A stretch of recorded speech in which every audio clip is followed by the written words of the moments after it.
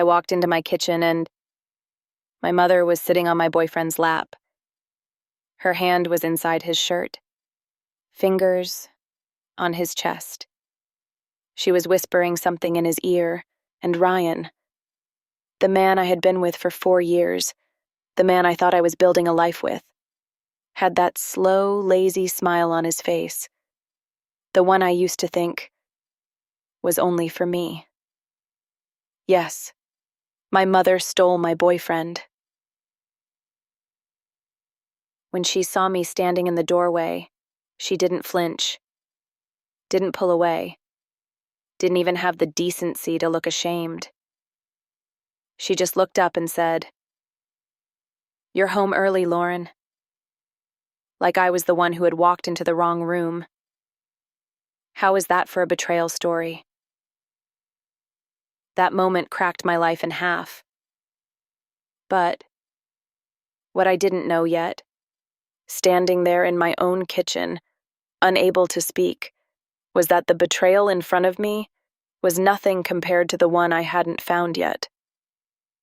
To understand what I was about to lose, you need to understand what I had built. My interior design company was mine, every single piece of it. I started it at 24 with $3,000 in savings and a laptop on a folding table. No investors, no family money, no safety net. I did the client calls, the sourcing, the installs, the invoicing, all of it, while working a second job for the first 2 years just to keep the lights on. By the time this shocking drama story takes place, I had a real studio, a team of 5, and a client list I had spent a decade building by hand. That business was not just income.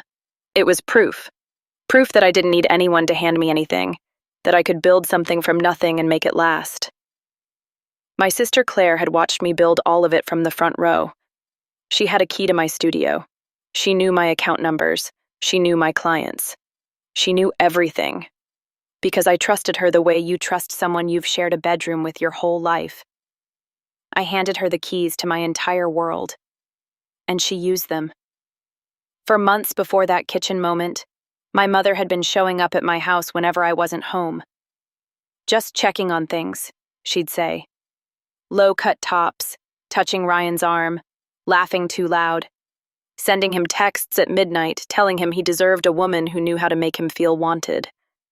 And Claire, my younger sister, living with us while she finished college, had been on Instagram every week in new designer bags, new clothes, and nights out that didn't match any budget I knew she had. I noticed. I just told myself there was an explanation. There was. My mother and sister stole from me.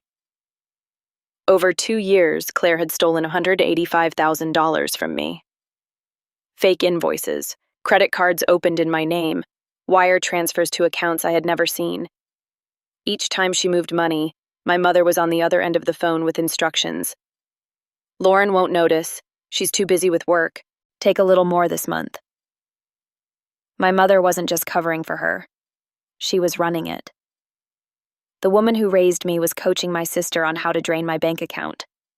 And doing it, apparently, while also trying to take my boyfriend. 2 operations. Same woman. Running simultaneously. The night I confronted them, my mother looked me dead in the eyes and said, "Ryan needs attention, Lauren. You're always working. I'm just giving him what you can't." 3 days later, Ryan packed a bag. He stood in our living room, the one I had designed, the one I had furnished, the one I had paid for, and told me he was done. That my mother understood him better than I ever did. That she had been telling him for months he didn't have to settle for me. I thought he was going to a hotel, maybe a friend's place. He moved into my mother's guest room. Let me say that again so it lands properly. My boyfriend, 4 years, talked about marriage, met his parents, packed his things, and moved into my mother's house. Her guest room. I found out from Claire, who texted me by accident. She meant to send it to my mother. The message said, "He seems really settled in LOL." I sat on the bathroom floor for I don't know how long. Every time the thought of my mother and Ryan together surfaced, I pushed it back under. Some things, if you look at them directly, you don't come back from. So I didn't look. Not yet. I had something else to do first. 2 weeks later, I was sitting in my accountant's office. She had printed everything out and laid it across the desk in order. 31 pages. She didn't say much. She just pointed. $185,000. Gone. 2 years. My money, my business accounts, credit cards I didn't open, my name on every single one. I remember looking at the number and feeling nothing. Like the part of me that was supposed to feel things had just quietly left the building. I drove home, parked in the driveway, couldn't make myself go inside. I sat in that car for 2 hours, thinking about the folding table, the $3,000, the second job, every 6 a.m. and every missed birthday, and every time I said no to something I wanted because I was building something that mattered. All of it was resurrected by my own family's betrayal into designer bags and whatever Ryan needed to feel comfortable in my mother's guest room. I didn't cry. I made a decision. For 7 months, I played the perfect victim. Quiet, wounded, no threat to anyone. Meanwhile, I was building a case that would end them. Bank records, credit card statements, wire transfer logs, text messages, including the ones my mother sent Claire with instructions, and hidden camera footage from my studio that I had installed after the first time I noticed a number that didn't add up. There was one Sunday, about 4 months in, where I drove to my mother's house for dinner. I sat at her table, ate her food, listened to her ask me how I was doing with that concerned, tilted head look she does. Ryan was there. He poured me wine. We were all very civilized. My phone was in my jacket pocket once again, recording. After dinner, my mother walked me to my car. She hugged me at the door and said she was worried about me, that I seemed thin, that I needed to take better care of myself.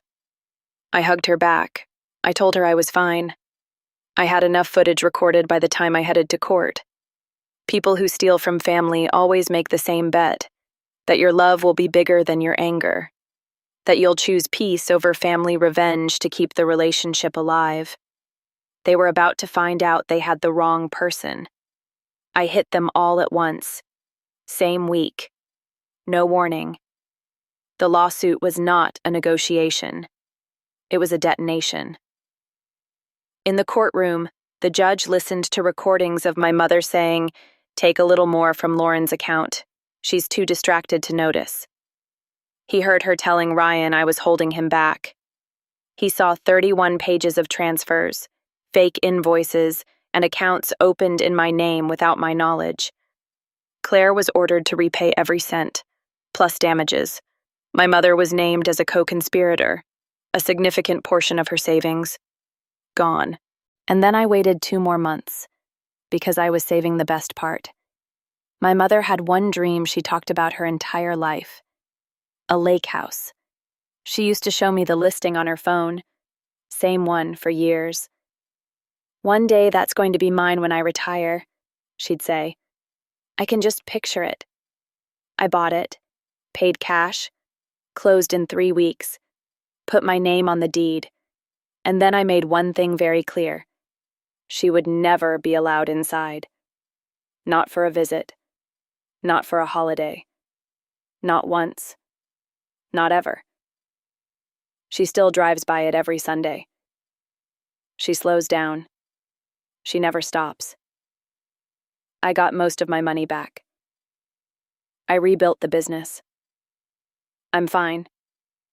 Genuinely, structurally fine. But here is what I think about now. More than any of it. That kitchen. That morning. My mother's hand inside Ryan's shirt, her not even flinching when she saw me, like I was an inconvenience in my own home. She looked at me like I was the one who didn't belong there. And I think, standing outside that lake house she will never enter, I finally understood what she had always believed, that what I had was never really mine, that I was just holding it until someone who wanted it more came along to take it. She was wrong about a lot of things. She was most wrong about that. I got my sweet revenge. That's the story. Do you think I was fair, or should I have done something differently? Have you ever been through a similar family betrayal? Drop your thoughts in the comments below. I read every single one and love to hear your takes. If this story hit home, hit the like button and subscribe for more stories. Thanks for watching. See you in the next one.